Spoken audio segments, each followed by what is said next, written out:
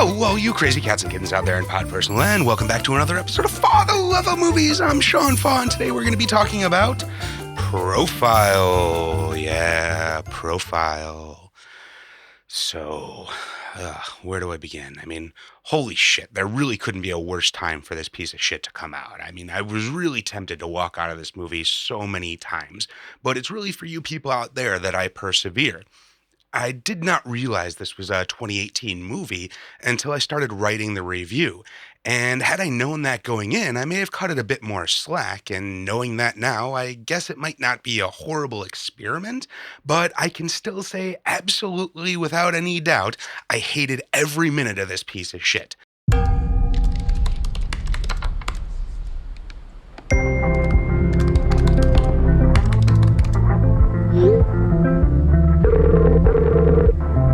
And never mind the blatant propaganda that has the stench of CIA all over it. And for now, let's focus on the execution. The excruciating, tedious, and now, but maybe not in 2018, totally fucked out trope of computer screen POV movies. This is just the opposite of what we want to go to the theater to see right now. I mean, I didn't know going in, but this movie takes place completely on a computer screen. We see the entire story take place from the perspective of chat windows and emails and web searches and YouTube videos and FaceTime calls, complete with a tech support call to how to create a Skype account. Jesus fuck, this thing is tedious. Amy, you're the best journalist we have. I need something that's going to get people talking now. I might have something. I've been investigating a story about young women being recruited by extremists over social media.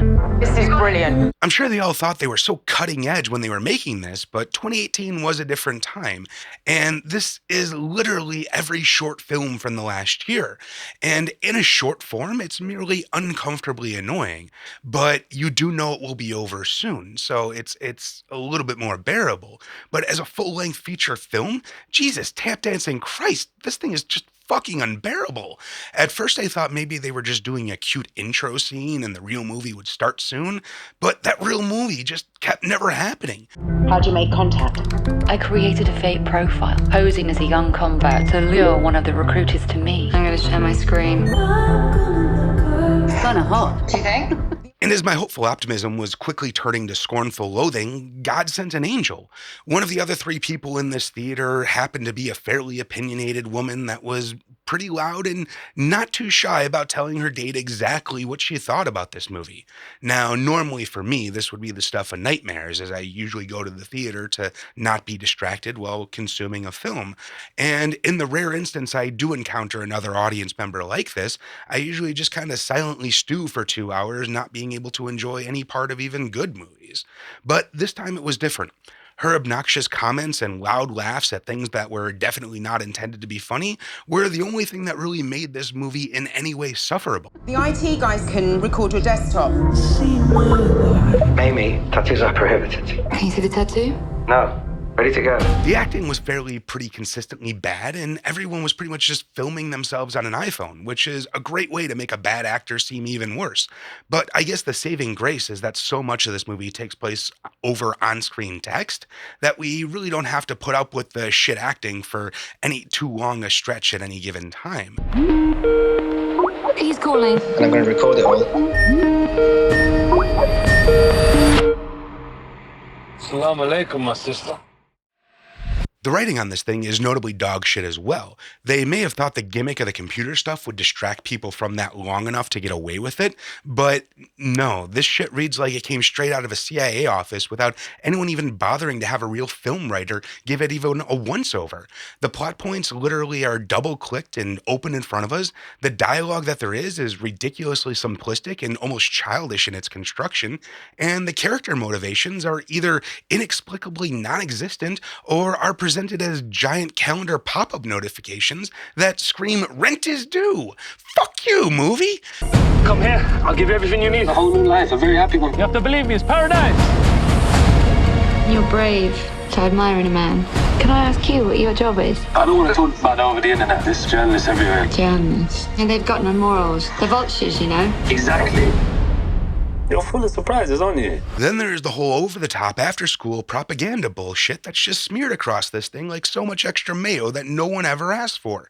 The simplistic worldviews this thing presents as reality can really only be conjured by the depraved minds that think feeding massive doses of LSD to Charles Manson and Ted Kaczynski would be a really neat idea. Tell me about you.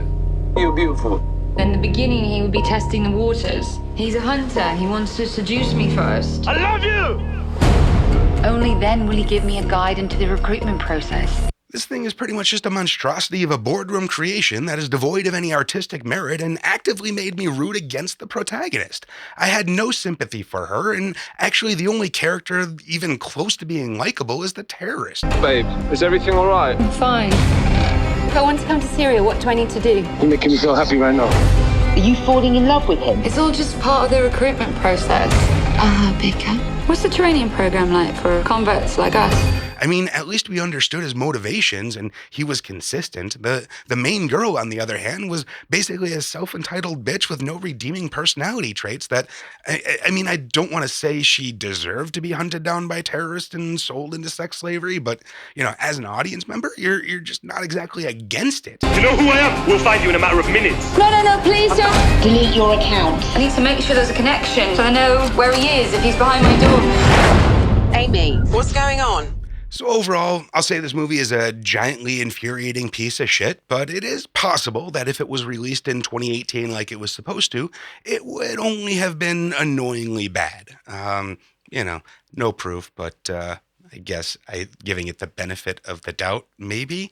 But anyways, this has been Profile. You've been watching Father Love of Movies. I'm Sean Faw. Thank you for joining us. Make sure you like, comment, subscribe, do all that stuff. Tell a friend, tell an enemy. Check out all the other shows on the Fawcast Network. We've got Celluloid Breakdown and Going Down on South Park and Politinkering. Most of them haven't been around for a while, but some of them are still good. Check them out. Later. What are you looking at? Nothing, I'm looking at you. You wouldn't lie to me, would you? I bought the ticket, I'm coming. This has gone far enough. I'm reeling him in. Who's there with you?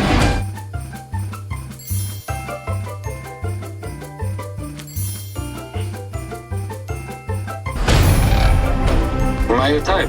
Yeah, you're hot. I don't want to do the fighting and the cooking.